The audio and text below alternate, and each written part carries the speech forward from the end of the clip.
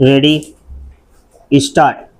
The present petition has been filed seeking to assail the order dated 17 to 2025 passed by the judge, small causes court, Aligarh, in SCC suit number 27 of 2012, whereby the suit instituted by the respondent landlord for ejectment and arrears of rent against the tenant came to be decreed. Stop. Challenge has also been laid to the subsequent order dated 3/10/2025 passed by the district judge, Aligarh, in SCC revision number 42 of 2025, Muhammad Jaki Khan versus Sri Gopal Krishna, affirming the judgment of the trial court. Stop.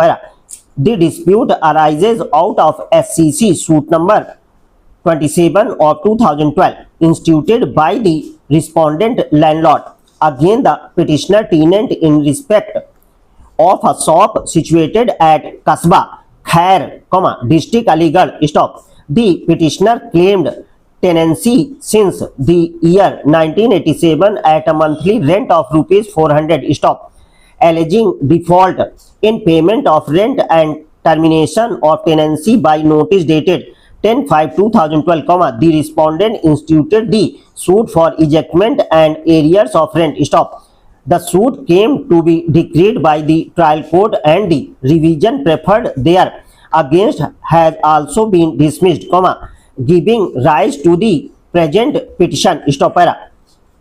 The sole ground urged in challenge to the orders passed by the small causes court and the revisional court pertains to the applicability of UP Act number 13 of 1972. Stop. The construction of a building is deemed to have been completed on the date on which completion thereof is reported to or otherwise recorded by the local authority having jurisdiction, and in the case of a building subject to assessment, the date on which the first assessment thereof comes into effect, where the said dates are different, the earliest of such dates, and in the absence of any such report, record or assessment, the date on which it is actually occupied for the first time. Stop.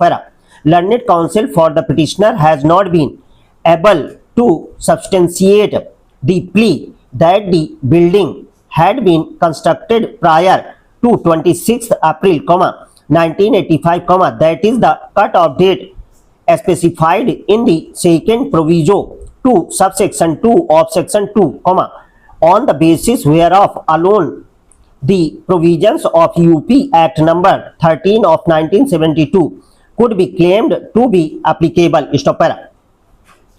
It is well settled that where a tenant seeks protection under the provisions of UP Act number 13 of 1972, the burden lies upon the party asserting applicability of the Act to establish the foundational facts attracting such protection, including the date of completion of construction, where exemption under section 2 subsection 2 is in issue. Stop. In the absence of cogent documentary or reliable oral evidence regarding completion, assessment, first occupation, or any other circumstance contemplated under explanation first to the second proviso to section 2 subsection 2, the benefit of the statute cannot be claimed merely on bald assertions. Stop. It is equally well settled that the question regarding applicability of UP Act number 13 of 1972, where dependent upon the date of completion of construction, has to be determined strictly in accordance with the deeming provisions contained in explanation first to the second proviso to section 2 subsection 2 of the Act